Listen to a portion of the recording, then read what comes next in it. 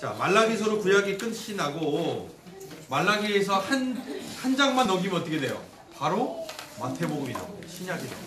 근데 페이지로는 한 장이니까 시간이 짧겠지라고 생각할 수 있지만 말라기 이후에 예수님이 오시기까지 약 400년의 시간이 존재하는 것입니다. 왜 신구약 중간 시대를 침묵기라고 얘기하느냐면 하나님께서 어떤 선지자를 통해서도 말씀해 주시지 않으셨기 때문에, 그러니까 하나님이 침묵하셨던 400년, 이것을 신구약 중간기라고 합니다. 근데 하나님은 침묵하셨지만 하나님은 침묵 가운데서 일하셨습니다. 세계의 제국의 왕들의 머리 위에 앉아서 역사를 주관하셨고 또 이 땅에 메시아의 오심을 미리 준비해 주셨습니다. 우리가 성경만으로는 이 400년 동안 어떤 일들이 일어났는지 알 수가 없어요. 성경에 기록되어 있지 않기 때문에. 어떤 일들이 그 400년 동안, 400년은 짧은 시간이 아니잖아요. 전 세계적으로 또한 이 팔레스타인 땅에 어떤 일이 일어났는지를 우리가 성경을 보면 알 수가 없다는 거예요. 그래서 이 400년의 기간을 역사적으로 접근해 보는 것이 중요합니다.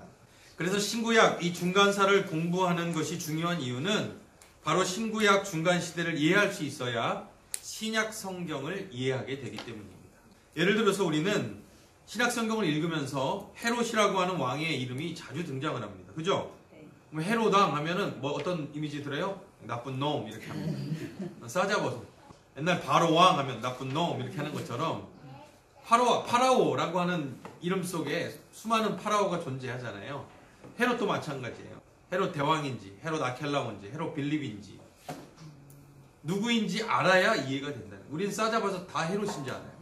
그럼 그 한 사람이 뭐 100년 넘게 150년, 200년 동안을 통치했나 아니거든요. 그 아들이거든요. 또 그 아들들이에요.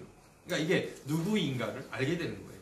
바리새인과 사두개인 비슷한 것 같기도 하고 틀린 것 같기도 하고 서로 앙숙인 것 같기도 하고, 근데 얘네들이 왜 어떤 이유로 이렇게 갈라지게 되었는지 중간시대 역사를 알아야 이해가 됩니다. 구약의 마지막에서 포로 귀환 시대 때의 세계 대제국이 어떤 제국이에요? 포로 귀환 시대 때 어떤 제국이 세계를 제패하고 있었어요? 고레스 왕. 어느 제국이에요? 페르시아잖아요. 그럼 어느 제국 때 포로로 잡혀갔어요? 유다 백성들이? 바벨론의 포로로 잡혀갔잖아요. 근데 이 바벨론이 끝나고 그 다음 제국이 일어난 제국이 바로 페르시아 제국이잖아요. 그 페르시아 제국의 고레스 왕이 이스라엘 백성들을 귀환시켰잖아요. 돌려보냈잖아요. 그러니까 구약의 마지막이 되는 이 포로 귀환 시대 때의 세계 제국은 페르시아 제국인데, 신약을 열면 페르시아가 아니라 어디가 세계를 제패하고 있어요? 신약 성경을 열면 로마가 제패하고 있어요. 세계가 로마의 통치하에 놓여 있게 됩니다. 그래서 이 중간의 역사 400년 동안 세계 제국의 패권이 어떻게 변했는지를 역사적으로 아는 것이 너무너무 중요하다는 거예요.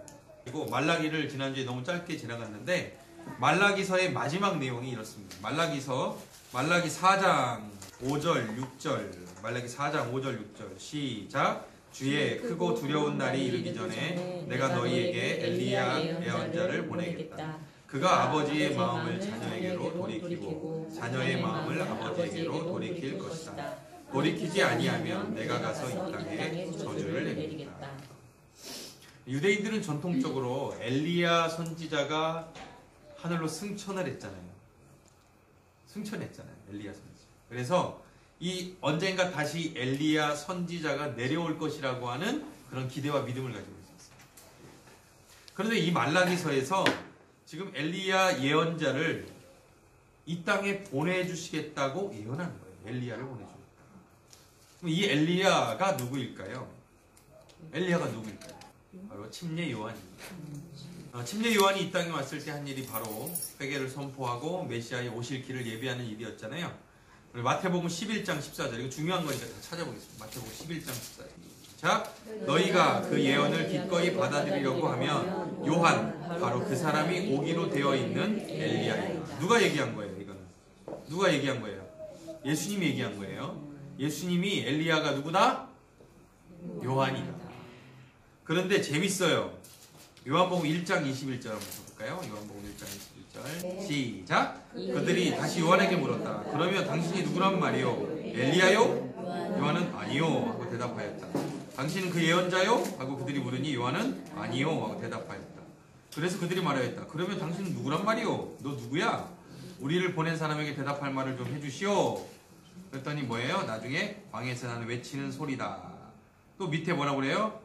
요한이 대답하였다. 나는 물로 침례를 주오. 그런데 여러분 가운데 여러분이 알지 못하는 이가 한 분 서 계시오. 그는 내 뒤에 오시는 분이지만 나는 그분의 신발끈을 풀 만한 자격도 없어. 이것은 요한이 침례를 주던 요단강 건너편 베다니에서 일어난 일이다.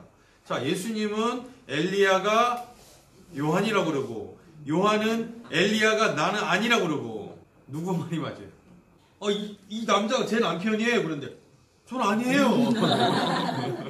누구의 말이 맞아요? 예수님의 말이 맞죠. 침례 요한은 뭐예요? 침례 요한은 그런 엘리야처럼 온 존재이지만 오실 이 메시아가 너무 크신 분이기 때문에 혹시라도 백성들이 오해할까봐 오실 그 메시아에 대해서 혹시라도 자기에 대해서 메시아로 오해할까봐 겸손한 마음으로 나는 그런 존재가 아니다. 나는 내 뒤에 오시는 분이 있는데 그분의 신발끈을 풀 나는 자격도 없는 나는 작은 존재. 이렇게 겸손하게 얘기하는 말이에요. 말라기서와 이제 신약이 이렇게 딱 연결이 되죠. 이런 게 이제 연결이 되어야 신약적인 걸 또 읽는 것이 재밌어지는 거예요. 이렇듯 구약은 장차 오실 메시아를 많이 예언했죠. 그죠? 이사야서에서도 메시아를 계속해서 예언했죠. 그리고 또 나중에 말라기서에서 올 엘리야를 예언했죠.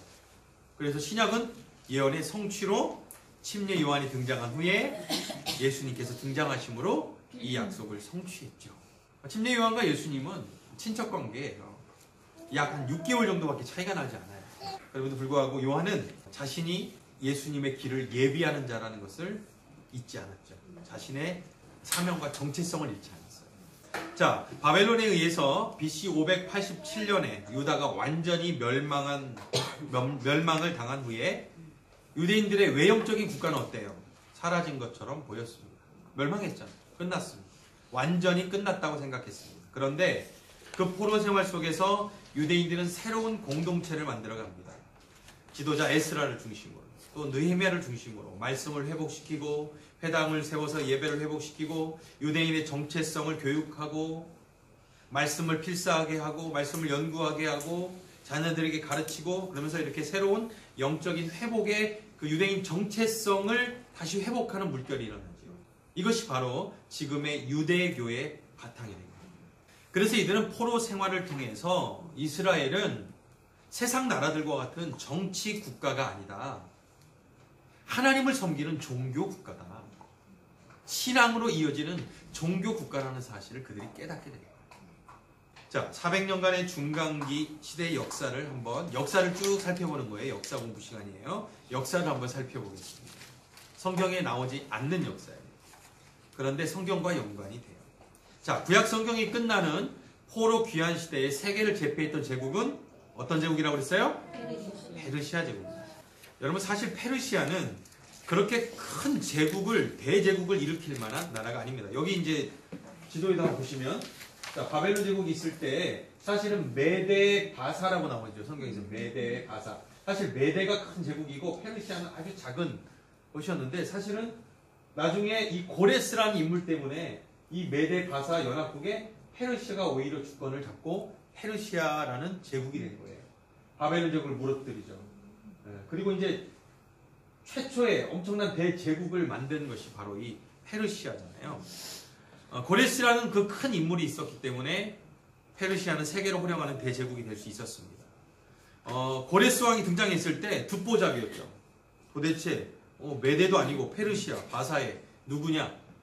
그래서 이 바벨론 성 앞까지 쳐들어왔을 때에도 바벨론의 그때 왕이 누구였어요? 다니엘서에 보니까 벨사살 왕이었어요. 벨사살 왕이었는데 그 벨사살 왕이 지금 바벨론 성을 포위하고 있는데도 뭐 하고 있어요? 1000명의 귀인들을 초청해 놓고 술잔치를 벌이고 있는 거예요. 댄스 파티를 벌이고 있는 거예요. 폭탄주를 돌려 마시고 있는 거예요.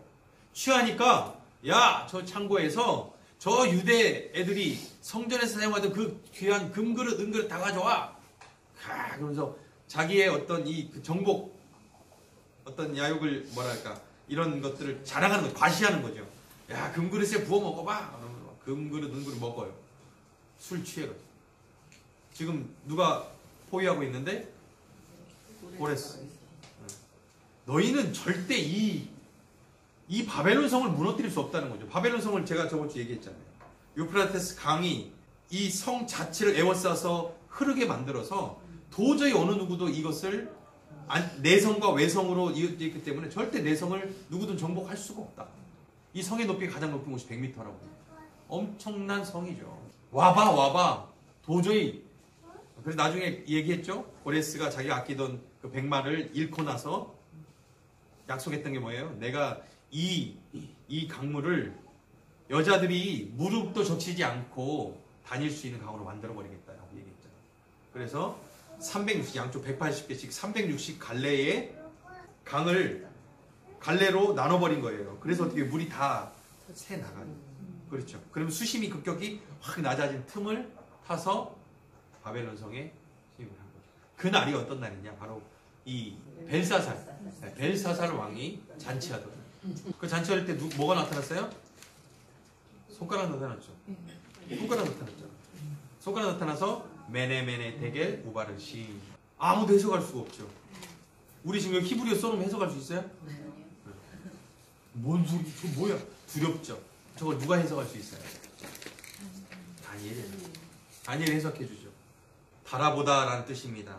왕을 달아보아도 세어보아도 왕은 하나님의 기준에 못 미친답니다. 왕의 때가 끝났습니다. 그렇죠. 정복을 당해서 끝나는 벨사살 왕. 그 이후에 이제 바벨론 제국이 무너지고 어떤 제국이 세워져요? 페르시아 제국의 시대가 된 것이죠.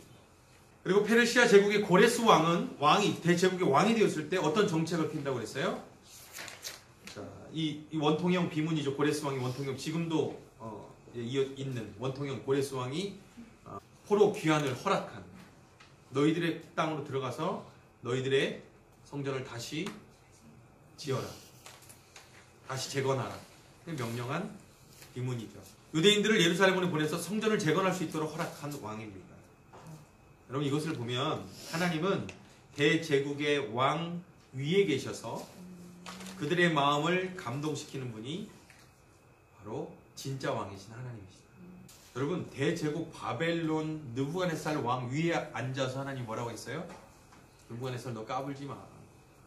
너 밖에 나가서 풀 뜯어먹고 너 미쳐서 너 그렇게 비참하게 죽을 거야. 이거 예언했던 분이 하나님이에요. 꿈을 통해서 너는 은과 같은 나라야. 앞으로 네 뒤에 은과 같은 나라가 나오고, 네, 그죠? 노빠 같은 나라 나오고, 이 앞으로 뒤에 있을 제국의 모든 역사를 하나님 다니엘을 통해서 느부갓네살에게 다 얘기했어요. 그래서 다니엘은 계속해서 왕이 바뀌어도 총리의 자리를 지킬 수 있었어요. 막 흠을 잡으려고 해도 흠이 없는 거야. 흠이 없어. 부동산 다운계약서도 안 돼. 정 흠이 없으니까 하나의 흠이 뭐예요? 하루 3번 예루살렘을 향해 창문 열고 기도하는 게 흠이었어요, 여러분. 다니엘이 위대한 것은 왕이 바뀌어도 쓰임을 받았고 제국이 바뀌어도 쓰임을 받았어요. 대단한 일이에요. 왕이 다니엘을 다 존경하고 두려워했어요. 대제국의 왕들. 여러분, 그 당시에 대제국의 왕들이 누구를 두려워하겠어요? 누구를 무서워하겠어요? 하나님이 함께 하시면 권위가 주어져요. 하나님이 주시는 권위, 하나님이 주시는 힘이에요. 이 사람이 되게 뭐 약해 보이는 사람인데 이 사람이 하나님 함께 하는 것 같아요. 무서운 거야. 함부로 할 수가 없는 거야. 이 사람 되게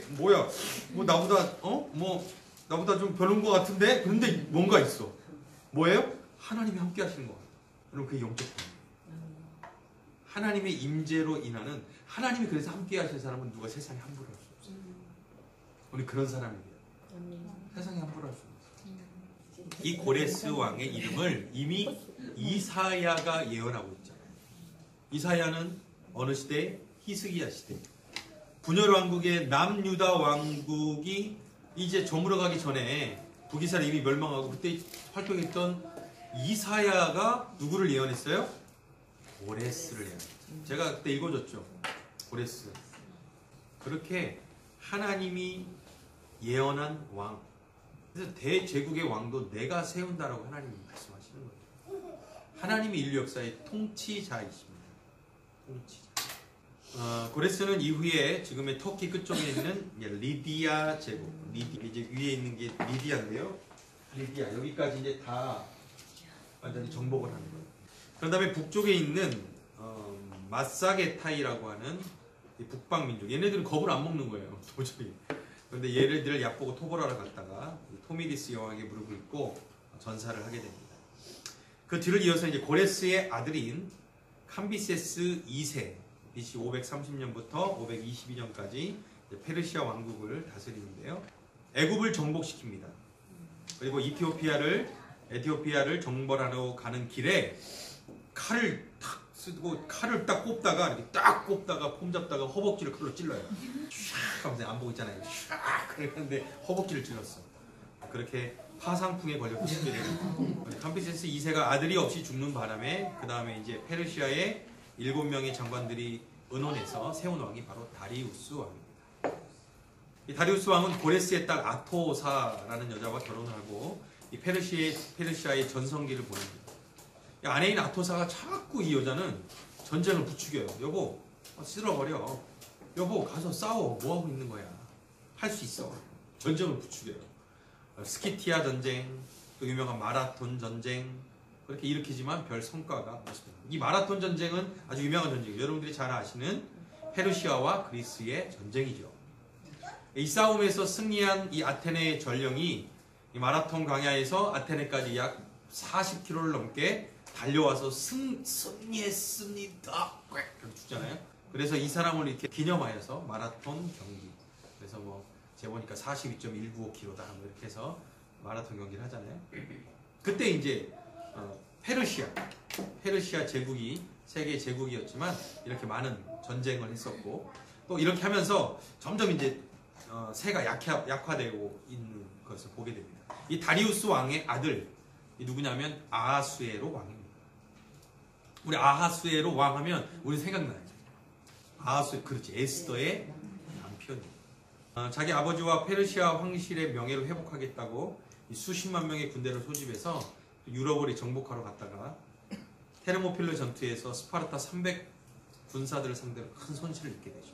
또 바다에서는 살라미스 전투를 통해서 그리스 군대에 박살이 납니다. 이 아하수에로 왕이 이제 패전하여 돌아오는데 눈치 없이 이제 말한 와스디 왕비를 폐위시켜버리죠. 넌 눈치가 없어. 그리고 다시 뽑아요. 전국에 이쁜 여자를 다 모아놓고 뽑아요. 누가 뽑혀요?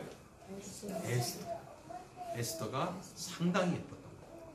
에스더가 뽑힙니다. 에스더가 유다 사람이에요. 그런데 이때에 하만이라는 사람이 괴락을 꾸며서 누가 마음에 안 들었어요. 모르드게라는 사람이 왕궁에서 이제 문 앞에 있는데 하만한테 목이 뻣뻣한 거야. 쟤 누구야? 모르드게라는 사람입니다. 누구야? 조사 좀 해봐. 보니까 유다 민족 사람입니다. 그래서 이렇게 뻣뻣했구만. 유다 민족 이것들은 하여튼 여러분 어디 가든지 유대인들이 미움을 받죠. 좀 뻣뻣한 게 있죠. 왜 어떤 뭐 때문에 그래요? 왜 뻣뻣해요? 선민의식 때문에 그렇죠. 절대 우리는 하나님의 백성이라는 그게 이렇게 너무 이렇게 있다 보니까 좀 그것에 대해서 싫은 사람도 생기죠. 그래서 하만이 왕에게 얘기를 해가지고 한 그 몹쓸 민족이 있는데 얘네들 없애버려야 됩니다. 암적인 존재입니다. 이렇게 얘기를 해가지고 왕의 조세 어인을 받고 어떻게 한 날을 정해서 유다 민족의 사람들을 다 말살하는 날을 정한 거예요. 이 동네에 예를 들어서 이 동네에 유다 사람이 있으면 그 사람 하루에 죽고 다 뺐으면 돼요. 그러면 여러분 어떻게 되겠어요? 말살되는 거예요. 사람이 얼마나 잔인해요. 한 날을 정해버린 거예요. 그러니까 이 위기 속에서 어떻게 해요? 모르드게가 에스더에게 구하는 거죠. 이 위기를 어떻게 하냐? 우리가 기도하겠다, 금식하겠다. 너는 왕비로서 하나님이 너를 이때를 위해서 너를 세운 게 아니겠느냐? 네 할 일 다 해라. 그래서 에스더가 어떻게 해요? 죽음을 각오하고 왕 앞에. 왕이 안 불렀어요 지금. 에스더를 안 불렀다는 건 뭐예요? 왕이 좀 에스더의 마음이 조금 식었다는 거잖아요. 근데 그날 에스더가 딱 왕 앞에 딱 섰는데 어떻게 해요? 음악이 쫙 깔리면서 쫙 깔리면서 꽃가루가 막 떨어지면서 어떻게 해요? 샤랄랄라. 너무 예쁜 거예요. 왕이 너무 예쁜 거예요. 그래서 갑자기 이게 뭐냐면 하나님이 하시는 일이에요. 바로 왕의 딸이 모세를 봤는데 너무 사랑스러운 거예요. 갑자기 없던 모성이 생겨. 이게 뭐예요? 하나님이 하시는 일이야. 이것도 마찬가지예요. 갑자기 너무 예뻐. 그래서 뭐라고 그러냐면 내가 원하면 나라의 절반이라도 주겠다. 갑자기 나사가 풀린 거죠. 나사가 풀려요. 아니 갑자기 원래 부인인데도 이렇게 된다니까. 여러분들도 기도하셔야 돼요. 남편이 나를 옆집 아줌마 보듯이 한다. 그러면 기도하셔야 돼요. 하나님, 저 인간의 눈을 바꿔주셔서 샤랄랄라가 되게 해주십시오. 그래가지고 이제 그 음모가 들통나잖아요. 하만의 음모가.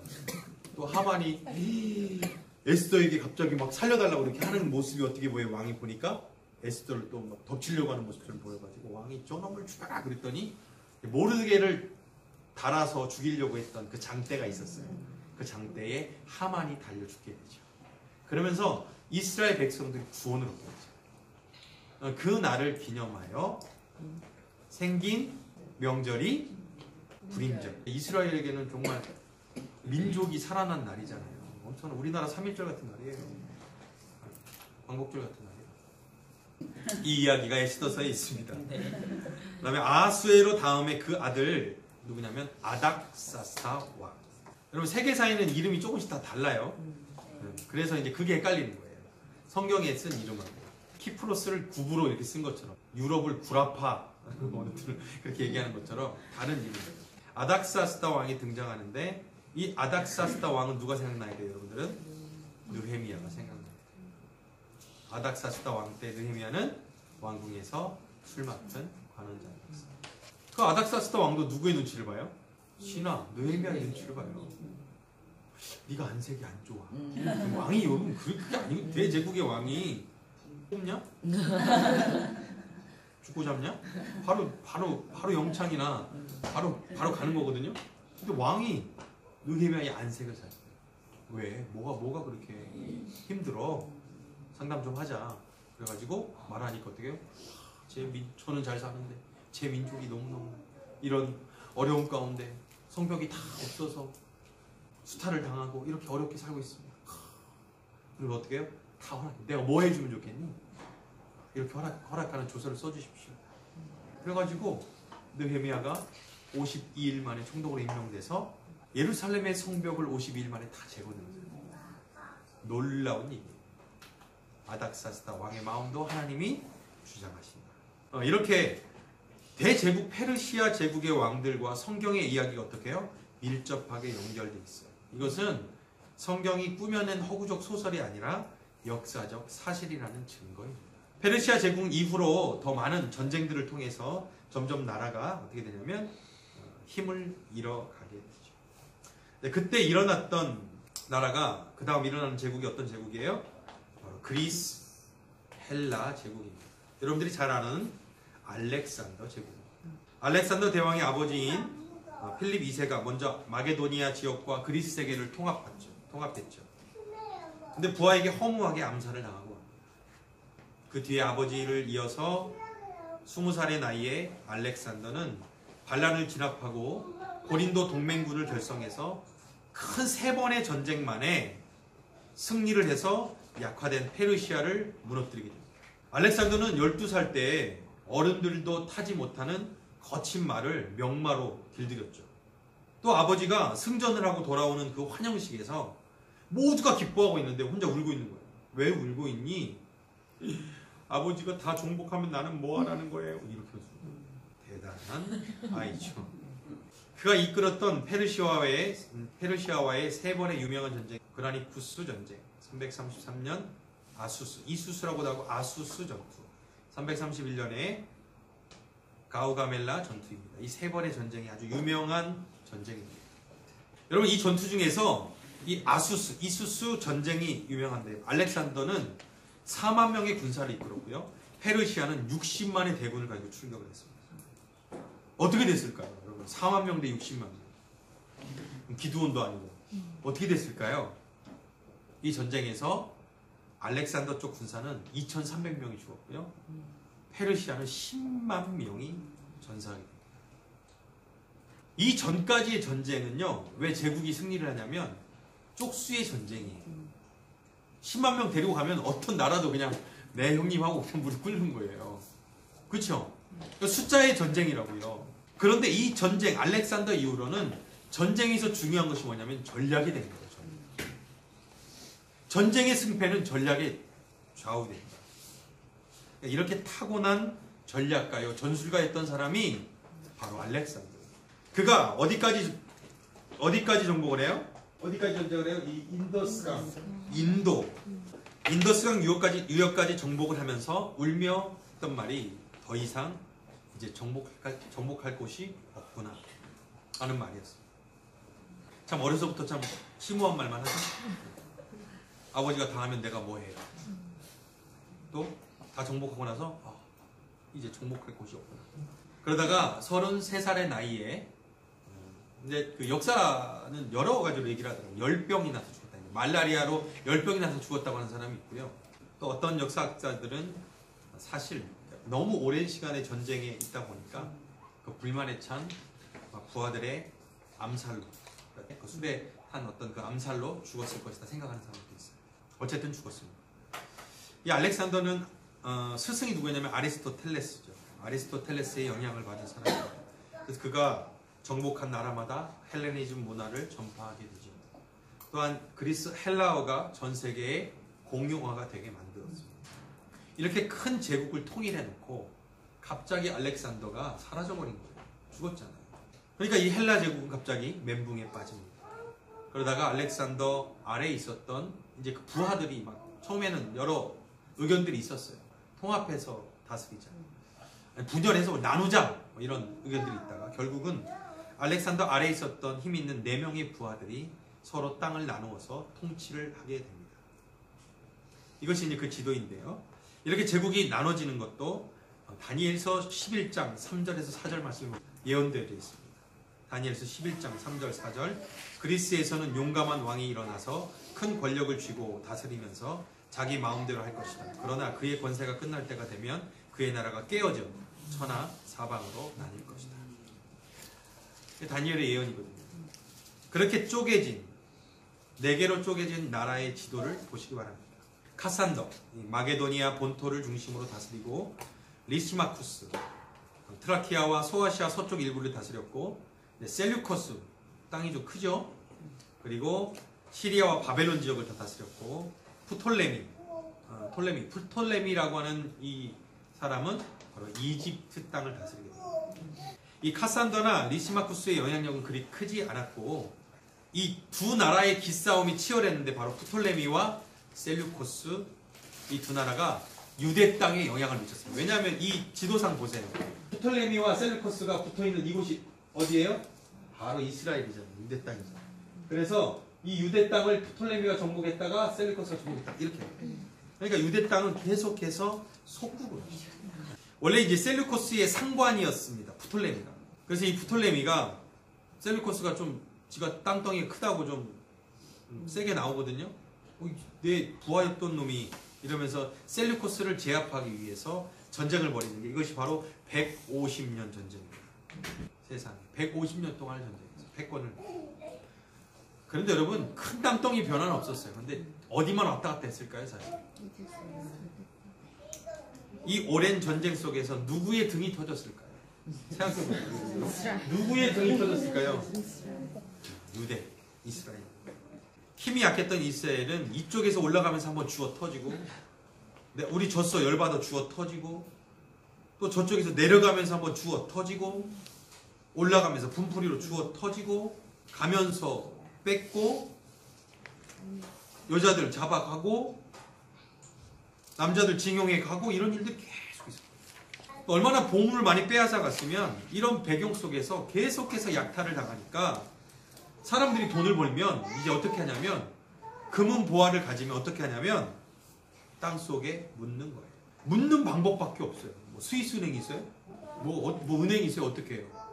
무조건 오면 다 가져가는 거예요. 보물 있으면 가져오고 빼앗아요. 그러니까 재산이 있는 사람들 어떻게 해요? 상자를 만들어서 땅속 깊은 곳에 묻고 팻말로 여기 안 묻었으면 됐어요. 여기 금 절대 없습니다. 그러면 이게 진짜 금 절대 없으면 써놨기 때문에 아무도 안 파는 거죠.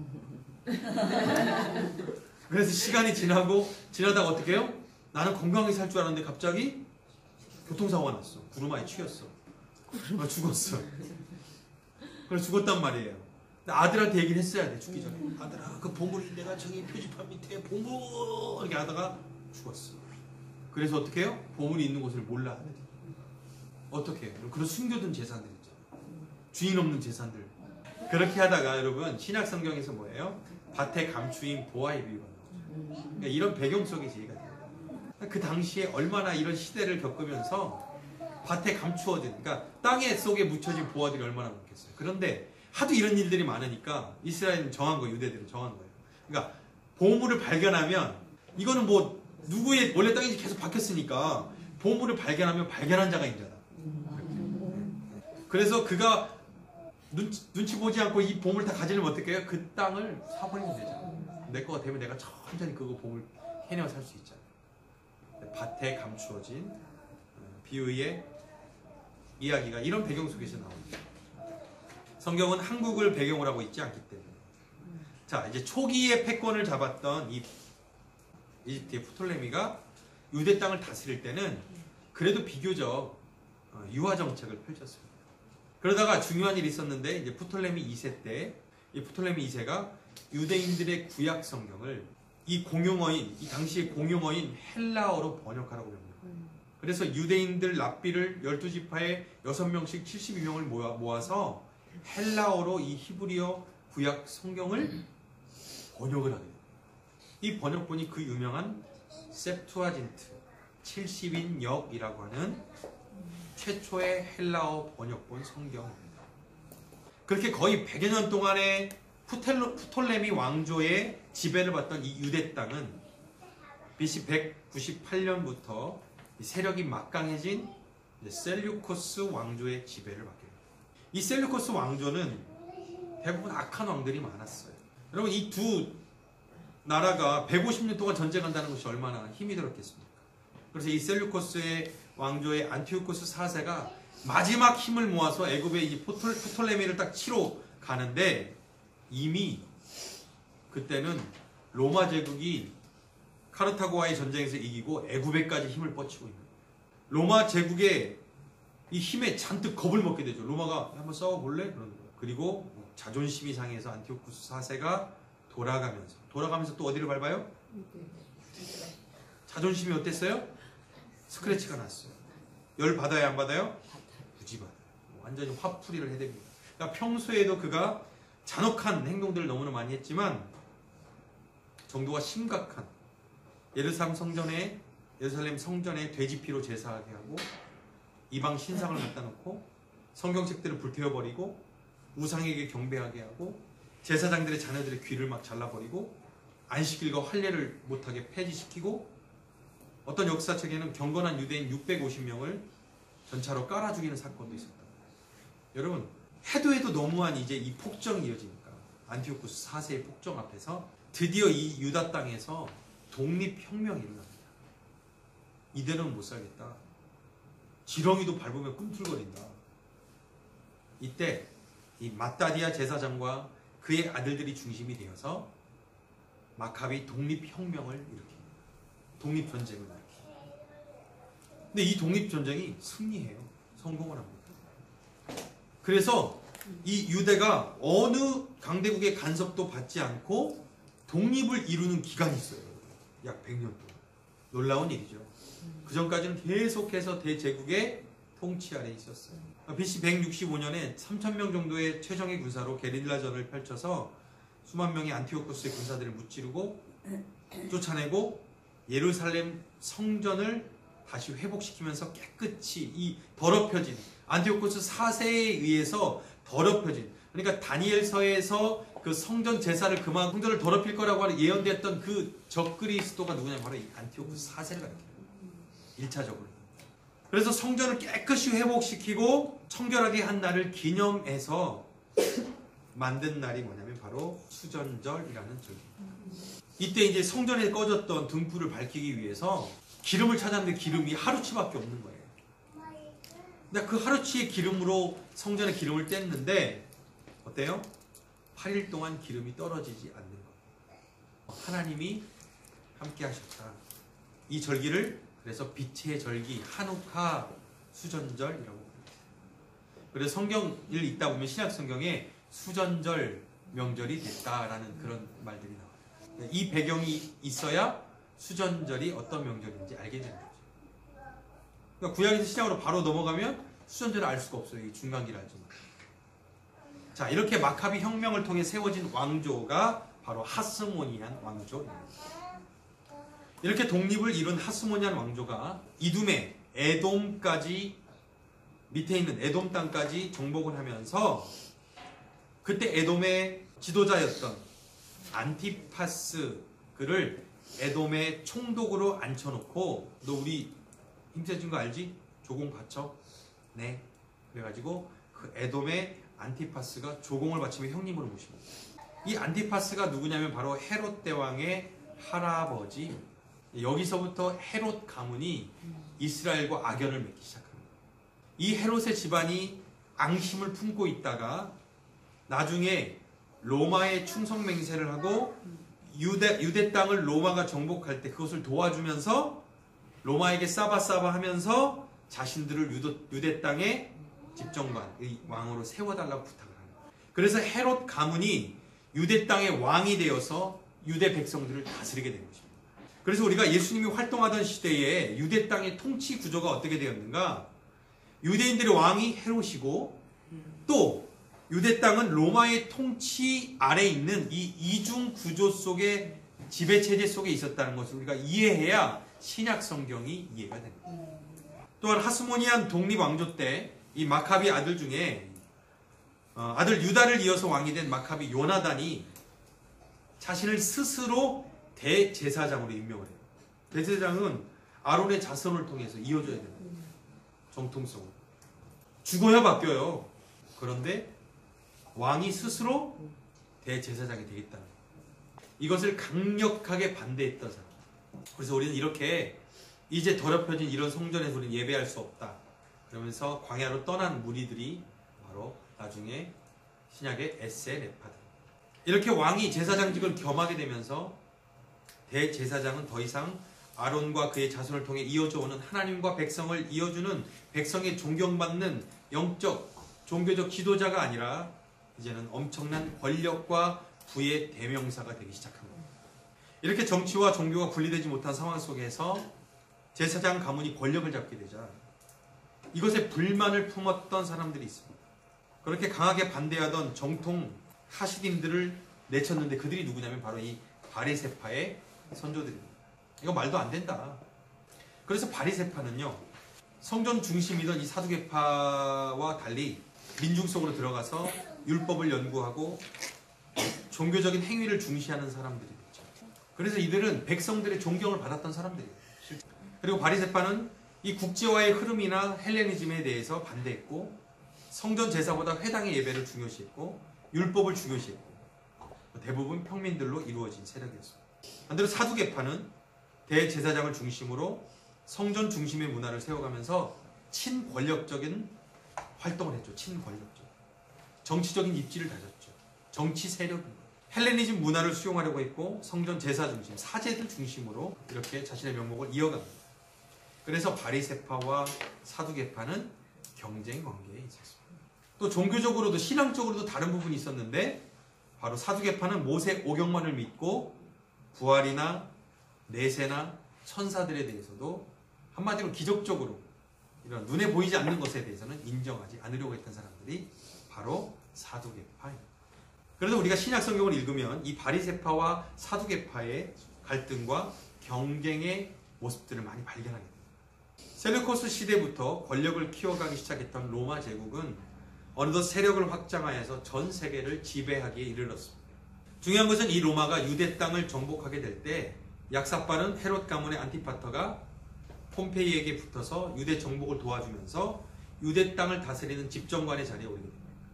이때부터 헤롯 가문의 유대 통치가 시작되는 것입니다. 열 받았었잖아요. 지금 에돔의 지도자들이었는데 왕가였는데 이스라엘이 에돔 땅 정복하면서 조공 바치라고 그랬잖아요. 그때 칼을 품었던 거예요. 니들 보자. 니들이 언제부터 힘이 있었다고. 그러면서 이제 득세하는 로마를 등에 업고 형님 하면서 로마를 도우면서 어떻게 해요? 유대 땅을 다스리는 세력이 된 거예요. 그래서 헤롯은 유대인 가문이 아니에요. 이둠의 에돔 사람. 여러분, 예수님께서 이 땅에 오실 때 갈라디아서 4장 4절에 보니까 때가 참에 하나님이 그 아들을 보냈다고 말씀하십니다. 때가 참에, 때가 참에. 언제 예수님이 이 땅에 오셨냐면 때가 찼어요. 때가 차는 과정이 바로, 모든 것이 완벽하게 준비되어지는 과정이 바로 이 400년의 신구약 중간기라고 볼 수 있습니다. 단순히 암흑기가 아니라, 단순히 침묵기가 아니라 이것은 오실 메시아를 준비하는 시기였다는 것입니다. 오실 메시아를 준비하고 이 땅에 예수님이 승천하시면서 복음이 세계로 확장되기를 하나님 원하셨는데 이것이 하나님의 꿈이잖아요. 그런데 이스라엘 백성들이 이 꿈을 잊어버렸잖아요. 너희를 택한 것은 너희만 복 주기 위함이 아니라 너희를 통해서 모든 민족이 복을 받는 거야. 그 복을 받는 게 뭐예요? 하나님을 아는 거잖아요. 그 구원의 소식이 복된 소식이고 복음이잖아요. 너희를 택한 것은 너희를 통해서 모든 민족이 복을 받게 되고 하나님을 아는 것인데 너희가 선민의식에 빠져서 교만해질 때 예수님은 어떻게 해요? 이들을 흩으셔서 이들로 하여금 세계로 복음이 흩어지게 하시잖아요. 그 준비를 하시는 과정이에요. 첫 번째는 팍스 로마나 시대가 열렸습니다. 로마의 초대 황제인 아우구스투스, 옥타비아누스부터 5명의 황제가 통치할 때까지 약 200년 동안 지속되어지는 평화의 시기를 바로 팍스 로마나 시대라고 합니다. 이 시기 동안 로마는 영토 확장을 좀 최소화하고 평화를 누리던 시기였습니다. 군대를 재편해서 공병을 육성하고 길을 놓는 토목 공사 기술을 발전시켜서 약 28만 킬로의 도로를 정비했습니다. 그래서 어떤 말이 생겼어요? 모든 길은 로마로 통한다. 이렇게 준비된 길이 후에 복음 전도자들이 복음을 전해 다녔던 통로가 되어지죠. 두 번째는 무엇이 준비되었는가? 언어가 통일되었습니다. 알렉산더는 스승 아리스토텔레스의 영향을 받아서 그리스 헬라 문화를 추구했다고 했죠. 정복한 지역에 알렉산드리아라는 도시를 세우고 그리스 문화와 오리엔트 문화를 융합한 헬레니즘 문화를 탄생시켰죠. 이 헬레니즘 문화의 전파로 이전까지 팔레스타인 지역과 지중해 연안의 나라들이 아람어를 공용어로 사용했는데 알렉산더 정복 이후에는 헬라어를 공용어로 사용하게 됐습니다. 오늘날의 영어처럼. 이 언어의 통일이 복음이 엄청나게 확장되고 전파되는 데 영향력을 미치게 된 거예요. 그래서 초기 기독교 전파 지역과 헬라어 공용어 지역이 비교를 해보면 일치하게 됩니다. 언어가 통일됩니다. 또 세 번째 준비가 무엇일까요? 바로 70인역 성경이 번역되었다는 것입니다. 아무리 길이 닦이고 언어가 통일되어도 하나님의 말씀이 당시의 공용어인 헬라어로 번역되지 못했다면 히브리어 성경을 누가 읽을 수 있어요? 어려워서 못 믿겠다는 거죠. 복음이 그렇게 증거되지 못했을 거예요. 그런데 프톨레미 2세의 명령으로 번역된 이 70인역 헬라어 성경은 엄청난 복음의 확장에 기여하는 역할을 하게 된 것입니다. 이것이 바로 신구약 중간기에 일어난 준비된 일이라는 거예요. 자, 교재 앞부분으로 다시 가서 신약의 주인공들 한번 보겠습니다. 자, 본토 유대인. 본토 유대인은 어떤 사람일까요? 본토 유대인. 여러분들 어느 개발되는 도시 가면 본토 부동산 이렇게 써 있죠. 나는 그 땅에서 살던 사람이에요. 나는 원래 고기리에 살던 사람이에요. 본토죠, 본토. 본토 유대인들은 포로 귀환 이후에 유대 땅에서 낳고 자라서 정착했던 유대인들입니다. 예루살렘을 중심으로 살았던 지식인과 기득권층들, 그리고 주변 지역에 흩어져 살았던 사람들. 그러니까 갈릴리 사람들은 어떻게 해요? 어부 출신 시골 사람들 기억입니다. 못 배운 사람들, 이렇게 생각하는 거예요. 우리나라로 말하면 서울 사람, 시골 사람. 사마리아에 있는 분. 여러분, 북이스라엘이 BC 722년에 아수르에 의해서 멸망당했습니다. 그 뒤에 남은 사람들은 모두 통혼 정책으로 혼혈이 되고 말았습니다. 그들의 민족의 정체성이 섞여버렸다는 것이죠. 근데 그들 중에서도 혼혈이 되었지만 그들을 부모님으로부터 들은 하나님에 대해서 알고 하나님을 경외하고 또 나름대로 신앙의 명맥을 유지하는 사람들이 있었다는 거예요. 유대인들에게는 계치급을 받았지만, 멸시를 받았지만 그들 나름대로 예배 초소를 만들고 종교 문화를 이어오고 있었다는 거예요. 그래서 요한복음 4장에 나오는 사마리아 여인의 이야기를 보면 이 사마리아 사람들에 대해서 우리가 이해를 할 수 있게 됩니다. 지도의 가운데 있는 것이 사마리아 땅이거든요. 이 지도를 보면 전에 이렇게 남유다고 북이스라엘이면서 이 사마리아 땅이 이렇게 됐죠. 여기는 이제 전에 북이스라엘에 있던 사람들이 정착하게 된 곳이죠. 자, 요한복음 4장에 나오는 잘 아는 이야기예요. 사마리아 여인의 이야기. 어떤 것을 알 수가 있어요. 아, 유대인들은 그 땅을 밟고 가지 않았구나, 이걸 알 수 있죠. 왜냐하면 그 여인이 되게 의아하게 물었어요.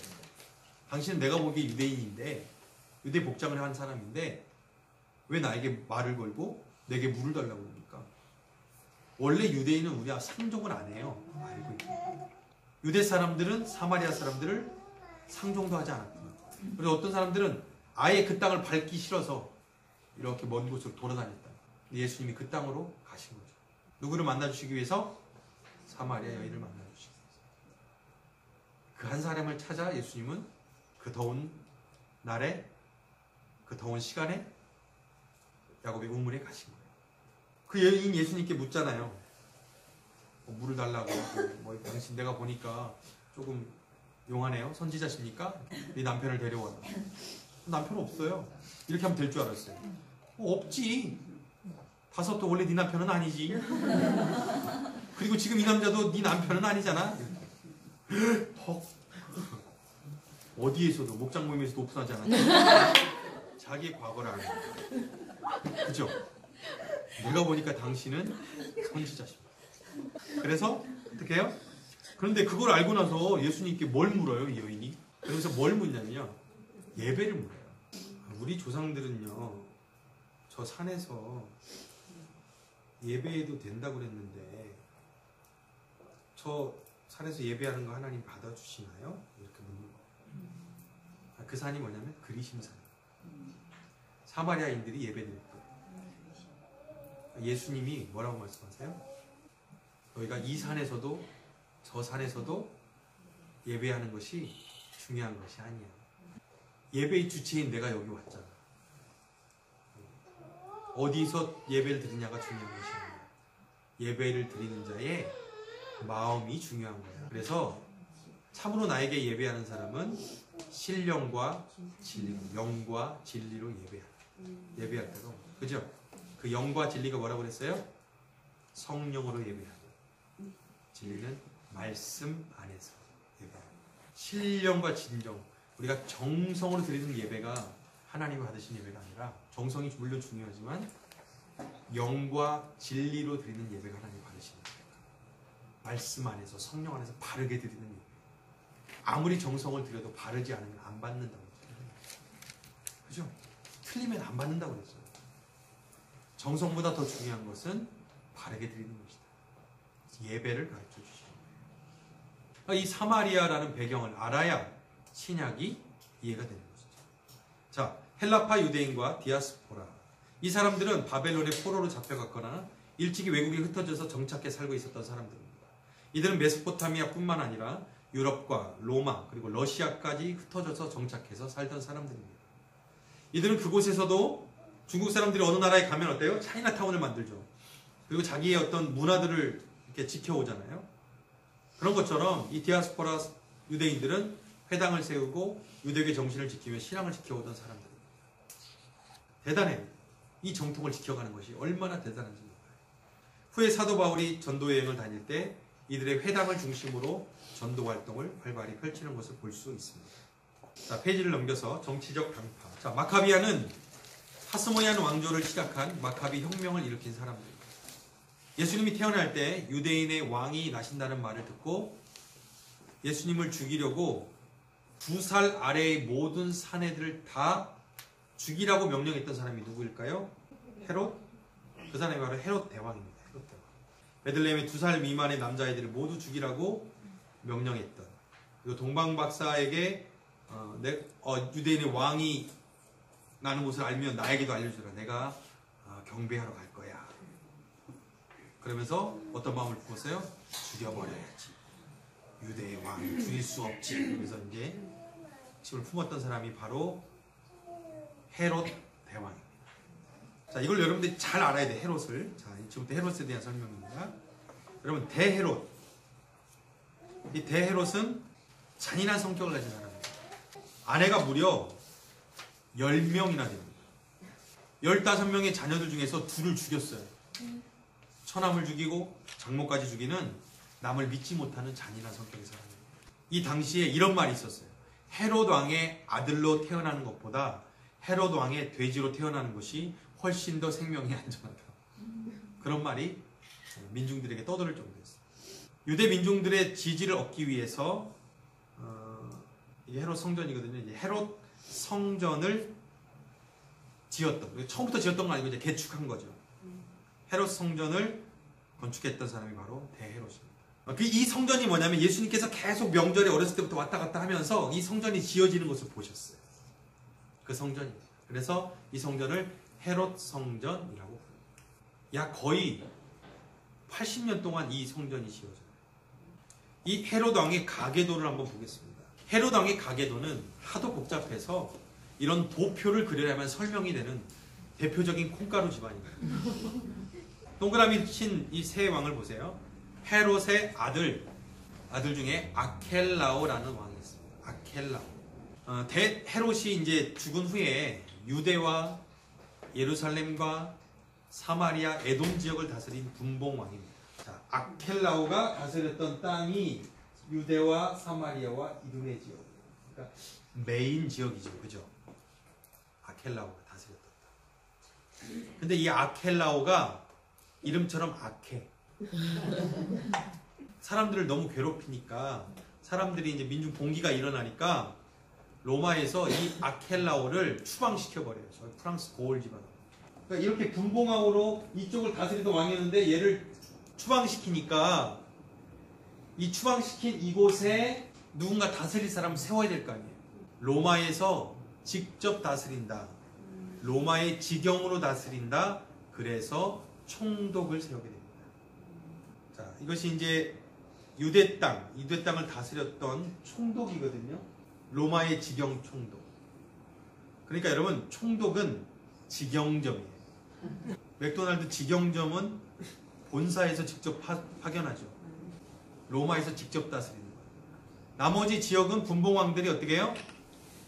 대신해서 다스리는 거예요. 이 구조를 알아야 신약 성경이 이해가 되는 거죠. 자, 헤롯의 아켈라오 얘기했죠. 헤롯 안티파스. 예수님의 고향이었던 갈릴리와 베레아 그 지역을 다스렸던 분봉왕이라는 게 뭐냐면 그 지역을 나누어서 다스리는 왕이라는 거예요. 헤롯 안티파스는 예수님이 활동했던 갈릴리를 중심으로 다스리던 분봉왕입니다. 그래서 예수님의 사복음서에서 예수님과 그 대결 구도에 있고 계속해서 나오는 헤롯 왕이 누굴까요? 바로 이 사람이죠. 헤롯 안티파스. 3년 동안 공생애에 등장한 헤롯이 바로 안티파스입니다. 또 헤롯 빌립의 아내인 헤로디아와 결혼해서 침례 요한의 질책을 받자 침례 요한을 죽인 사람도 헤롯 안티파스. 자, 헤롯 빌립. 자, 헤롯 빌립은 분봉왕으로서 갈릴리 북동부 지역을 다스리던 분봉왕이었습니다. 위쪽 지역, 북쪽 헐몬산 자락에 황제 가이사를 기념하기 위해서 어떤 도시를 세우냐면 가이사랴 빌립보라는 도시를 세웁니다.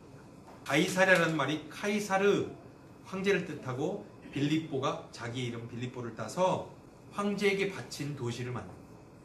예수님께서 이곳에 가셨을 때 제자들 데리고 가셨을 때 이렇게 묻죠. 너희는 나를 누구라 하느냐. 왜 그렇게 물었을까요? 이 황제의 숭배가 황제가 이 세상의 왕이라고 믿는 이 황제 숭배의 중심 속에서 오늘 제자들과 같이 걸어와서 먼지 묻고 신발에 떼꾸정물 끼고 이 초라해 보이는 내가 너희들은 누구라고 보이냐 묻는 거예요. 너희는 나를 진짜 메시아로 믿니? 내가 진짜 세상의 왕인 걸 믿니? 이런 말이에요. 그런데 늘 실수하던 베드로가 홈런을 치죠. 주는 그리스도시요 살아계신 하나님의 아들이십니다. 예수님이 더 놀래. 이것을 알게 한 것은 사람 힘으로 한 것이 아니고. 그래서 이 베드로의 고백 위에 내가 교회를 세우겠다. 그러면서 천국의 열쇠를 주는 거죠. 캐톨릭은요, 이 천국의 열쇠를 베드로가 받았다고 생각합니다. 그리고 베드로를 통해서 계속해서 이어지는 뭐예요? 교황권이 그런 권위가 됩니다. 예수님은 베드로 위에가 아니라 베드로는 연약한 한 인간이에요. 베드로 위에 교회를 세운 게 아니라 베드로의 그 고백 위에 주는 그리스도시요 살아계신 하나님의 아들이시라는 고백 위에 교회를 세우시는 거예요. 그곳이 바로 헤롯 빌립이 다스렸던 가이사랴 빌립보에서 있었던 일. 자, 헤롯 아그리빠도 나오죠. 헤롯 아그리빠. 헤롯 아그리빠는 누구인가? 헤롯 아그리빠 1세와 2세가 이제 어디에 나오냐면 사도행전에 나옵니다. 그러니까 사도행전에 나온 그 헤롯은 여러분 그 전 헤롯이라고 생각하시면 안 돼요. 먼저 배가 다른 대헤롯에 이제 손잡버리고 야고보를 죽이고 베드로를 옥에 가둔 그 헤롯 왕. 결국 이제 충이 먹어서 죽었다고 하는 그 헤롯 아그리빠 1세. 그 다음에 헤롯 아그리빠 2세는 대헤롯의 증손잡버리고 헤롯 가문의 마지막 왕이죠. 유다 총독인 이 베스도가 부임했을 때 그걸 축하하기 위해서 가이사랴로 방문했을 때 사도 바울을 만납니다. 그때 사도 바울이 그 사람 앞에서 간증 집회를 합니다. 이 사람이 바로 헤롯 아그리빠 2세. 이렇듯 많은 헤롯이 등장을 하고 있는데 중요한 것은 성경에서는 다 헤롯이라고 부른다는 것이죠. 그러니까 이 헤롯이 이렇게 구분되지 않으면 신약 성경을 이해하는데 어려움을 느낄 수밖에 없다. 다 몰라도 돼요. 기본적으로 분봉왕이구나. 이 세 왕이 나눠서 다스렸구나. 그러다가 이 유대 땅에는 왜 총독이 있지? 헤롯 아켈라오가 이름처럼 악하게 살아가지고 추방당하고 그곳에는 로마 직영점 총독이 들어와 있구나. 그러니까 지금 본디오 빌라도가 AD 26년에서 36년까지 유대의 총독이었죠. 그렇기 때문에 예수님을 십자가에 못 박을 때 관여했던 총독이 바로 이 본디오 빌라도죠. 역사와 맞는 거예요. 본디오 빌라도는 예루살렘의 5대 총독이었습니다. 열심당, 맹렬한 반로마주의자입니다. 칼을 품에 품고 다니다. 우리나라로 말한다면 독립운동가들 중에서도 독립군들입니다. 도시락 폭탄을 던졌던 윤봉길과 이토 히로부미를 저격한 안중근 같은 사람입니다. 열심당은 독립운동, 종교적 당파, 사내들인 공의회. 이것은 유대인의 최고의 자치 의결 기관입니다. 사법, 입법, 행정권을 가졌고 요한복음 18장 31절에서 빌라도가 예수님을 두고 너희의 법대로 재판해. 왜 나한테 이걸 가져와? 너희의 법대로 해. 라고 했을 때 그 너희의 법, 그 의결기관이 바로 사내들인 공의회입니다. 이렇게 말하는 사람들이 우리는 사람을 죽일 권한이 없습니다. 이렇게 얘기하는 거예요. 예수님 죽이고 싶은데 우리 법으로는 예수님을 죽일 수가 없는 거예요. 사내들인 공의회에서는 여러분 사형을 언도할 수는 있지만 로마 총독의 동의 하에서만 처형할 수가 있었습니다. 이 공의회는 대제사장과 서기관들, 장로들로 이 지도급의 71명의 사람으로 구성되어 있었습니다. 이곳의 의장이 바로 대제사장입니다. 예수님께 밤에 몰래 찾아와서 니고데모가 몰래 찾아왔죠. 예수님께 영생에 대해서 물었잖아요. 그 니고데모가 사내들인 공의회 의원이죠. 여러분 지금도 이스라엘에는 이 사내들인 공의회 의원들이 지금도 존재합니다. 얼마 전에 뉴스에서 이 사내들인 공의회 대표가 트럼프와 러시아 푸틴 대통령에게 공식적으로 예루살렘 성전을 제3성전을 재건할 수 있게 허락해달라고 도와달라고 요청을 했죠. 사내들인 공의회의 이름으로 지금 이스라엘은 제3성전을 지으려고 다 준비하고 있어요. 재물, 기물 다 만들어놨어요. 그곳을 지을 땅만 생기면 돼요. 근데 어디에 지어야 돼요? 옛날 성전의 터에다 지어야 될 거 아니에요. 그 옛날 그 솔로몬의 성전의 터에 지금 뭐가 세워져 있어요? 이슬람? 모스크가 세워져 있죠. 거기다가 그거 허물고 성전 지으면 어떻게 돼요? 우리 허물을게 어떻게 돼요? 전쟁이죠. 이스라엘 모든 둘레 국가들은 다 무슨 국가들이에요? 무슬림 국가입니다. 무슬림의 성지를 허물고 거기에 성전을 짓는다 그러면 어떻게 돼요? 세계 전쟁입니다. 그런데 이스라엘은 그것을 지금 준비하고 있어요. 그런데 성경의 예언을 보면 그 성전이 세워지게 될 거예요.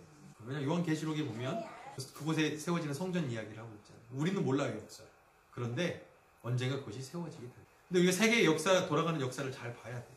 왜 이스라엘과 이란이 긴장 관계에 있는지 우리는 알아야 돼. 왜 이란이 그토록 이스라엘을 미워하고 죽이려고 하는지 알아야 돼. 왜 이스라엘이 이란을 선제 공격하고 있는지를 알아야 돼. 지금 시리아에 이란의 군대가 엄청나게 포진되어져 있죠. 그 이란의 군대를 포집한 이유는 하나예요. 이스라엘을 없애고. 이란은 세계의 악의 무리를 없애야 메시아가 오는데 그 악의 무리가 뭐냐면 미국과 이스라엘이에요. 이란. 그래서 이란은 핵을 개발합니다. 이스라엘을 없애기 위해서. 이상하죠? 왜 그렇게까지 할까? 근데 세계가 그렇게 돌아가고 있어요. 그런 정세 가운데 있어요. 근데 거기서 이스라엘은 지금 성전을 예루살렘에 세울 계획을 가지고 있다고요. 이것을 어떻게 정치적으로 풀어낼지가 이제 과제인 거예요. 그 중요한 역할을 트럼프가 할지 어떨지 모르는 거예요. 야, 여기 옆에 바로 옆에다 세워 이렇게 될 수도 있고, 아니면 또 지금 연구되는 게 뭐냐면 진짜 성전터는 지금의 그 사원터가 아니다. 조금 더 밑으로 내려간 곳이라고 이제 연구 결과가 나오고 있는데 거기에 또 세우게 될지 몰라요. 그런데 어쨌든 이스라엘의 소원은 성전을 세우는 겁니다. 왜 유대인들의 소원이 그럴까요? 지금 유대인들은 수세기 동안 뭐가 없었어요? 성전이 없고 그곳에서 제사가 끊겨 있는 거예요. 그죠? 그들의 소원은 뭐냐면 성전을 짓고 그곳에서 하나님께 제사 드리는 곳이 유대인들의 소원이에요. 오신 예수님 메시아를 인정하지 않으니까. 이런 상황 속에 있어요. 대제사장은 산헤드린 공의회의 의장입니다. 그리고 이스라엘의 정치적 종교적 지도자죠. 구약시대의 대제사장은 아론 제사장의 자손들로 죽을 때까지, 그죠? 종신직이죠?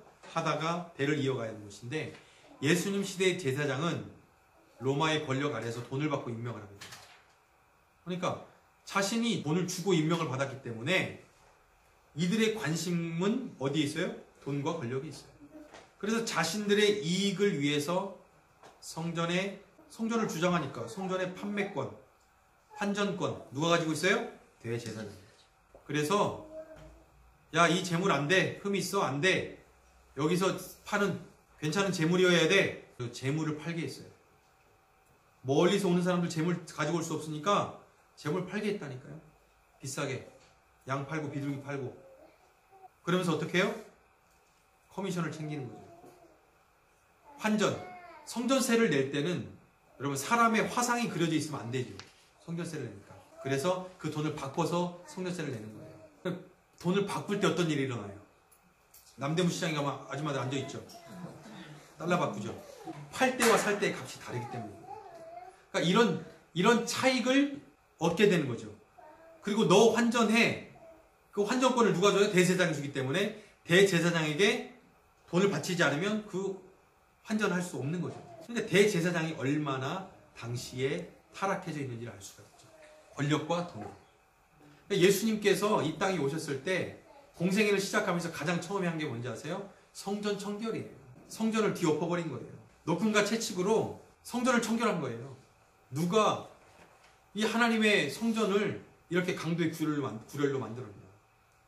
이 장사치들을 내쫓고 하면서 예수님이 한 일이에요. 왜냐하면 그 당시에 그렇게 성전이 대제사장이 타락해져 있었기 때문에. 사두개파, 제가 얘기했기 때문에 간단하게 하겠습니다. 바리새파와 경쟁관계 속에 있었죠. 부활이나 천사의 존재, 내세 부인하는 사람들. 사두개라는 이름 자체가 솔로몬 왕에 의해서 대제사장에 임명됐던 사독이라는 이름에서 유래됐다고 하죠. 그때 이제 유대의 독립시대인 아까 하스모니안 왕조 얘기했죠. 그때 대제사장과 왕을 겸직했잖아요. 이들에게 현실적으로 타협한 무리들이 바로 사두개인들이에요. 타협했기 때문에 힘을 얻었죠. 그래서 산헤드린 공의회에서도 큰 영향력을 미쳤고 대제사장도 사두개파 출신의 사람들이 그렇게 이어져 오게 된 것이죠. 바리새파, 바리새란 말 자체가 구별되다 이런 뜻이에요. 이들은 백성들의 존경을 받았어요. 구별된 삶을 살았기 때문에. 율법을 철저히 지키려고 노력했는지, 얼마나 철저히 지키려고 노력했는지 진짜 율법에 흠이 없게 하기 위해서 노력했던 사람이죠. 근데 이렇게 철저하게 율법을 지키려고 했지만 그 율법을 주신 율법의 정신을 놓쳤던 사람. 그래서 예수님께서 회칠한 무덤, 독사의 자식이라고 말했던 사람들도 바리새인들. 마카비 하스모니안 왕조가 대제사장 직분을 찬탈했을 때 사두개파는 협조를 했지만 이것을 거부했던 무리들이 바로 바리새파 구별. 우리로 말한다면 조선시대의 선비들처럼 그런 이미지예요. 목숨을 걸고 이 유교적 전통을 이 전통을 지키는 사람들. 그런데 그 전통의 모양만 있고 정신을 잃어버린 사람. 그래도 이들의 경건 생활과 금식과 기도의 열심은 누구도 따라갈 수가 없었죠. 특히나 정결한 것, 부정한 것에 대해서 아주 중요하게 생각했던 사람. 진짜 그래서 죄를 지으면 돌로 쳤다니까요. 이 사람들은. 돌 던졌어요. 11조 계명에 대해서 철저히 지켰고, 그래서 제자들이 손을 씻지 않는 것에 대해서 상당히 불편했던 사람이 이 사람들.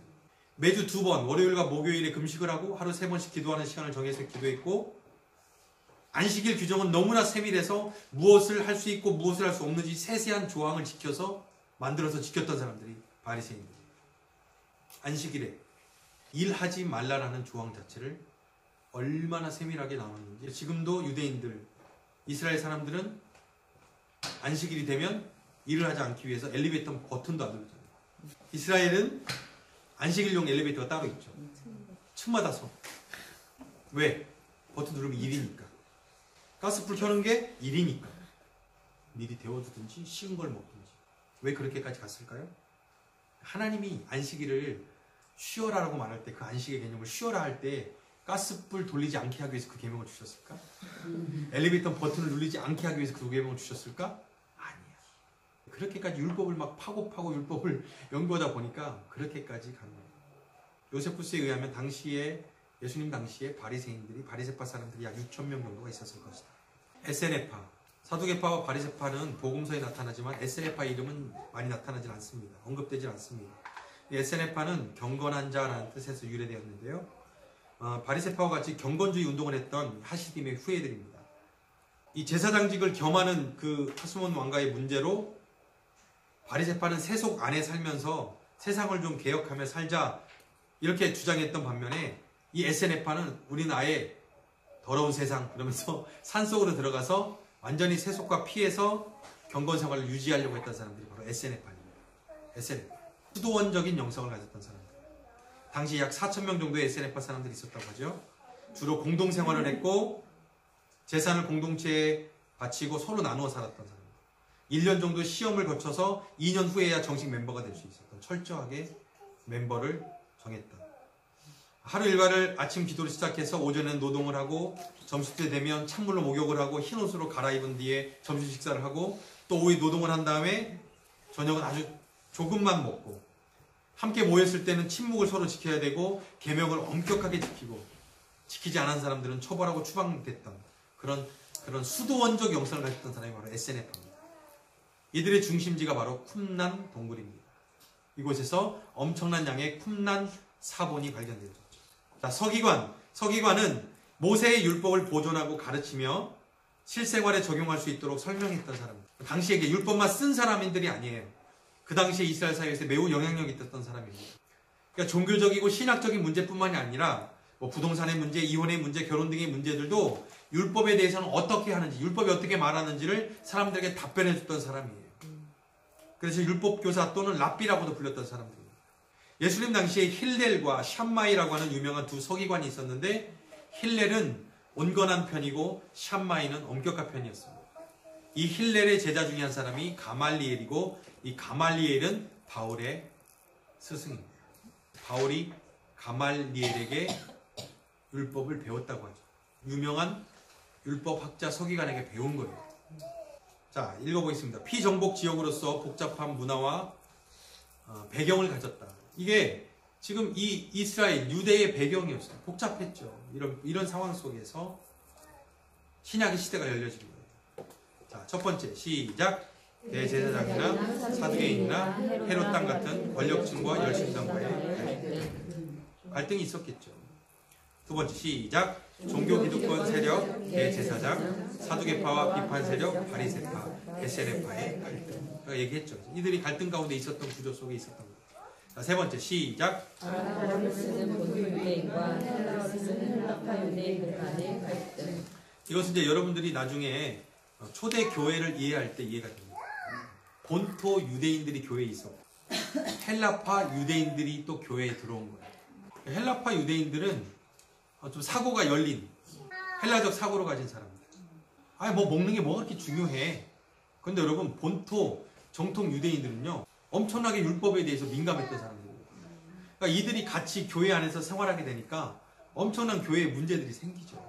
네 번째, 시작. 혹시 국가대 로마 통치하여 어느 정도의 자치권을 유지함. 자, 어느 정도 자치권에 있었죠, 유대에. 그죠? 하지만 로마의 통치 아래 있었던 거. 그리고 또 이중구조 속에 있었잖아요. 로마, 그 전에 또 헤롯의 통치 아래 있었고, 헤롯 위에 또 로마의 통치 아래 있었던 거. 그러니까 예수님이 십자가에 못 박히실 때 이렇게 신문 받고 이렇게 가는 것을 보면, 아니, 어디 한 군데에서 사형을 언도한 게 아니라 여기 갔다 저기 갔다 여기 갔다 그랬잖아요. 이게 당시의 지배 구조였기 때문에. 자, 지리적인 상황을 본다면 본토 유대인과 디아스포라 유대인. 당시에 크게 이스라엘을 유대와 사마리아와 갈릴리 세 부분으로 나눌 수 있어요. 자, 여러분들이 예수님이 유대에 계셨다, 갈릴리에 계셨다, 사마리아 지나가셨다, 이걸 알아야 된단 말이에요. 자, 유대, 사마리아, 갈릴리. 시작. 유대, 사마리아, 갈릴리. 그 다음에 그 외지역에 베레아 지역, 베가볼리 지역, 두로, 시돈, 뭐 이게 이제 그 외곽 지역. 자, 이런 상황들은 이제 사복음서를 여러분들이 읽으면서 이해가 될 수 있습니다.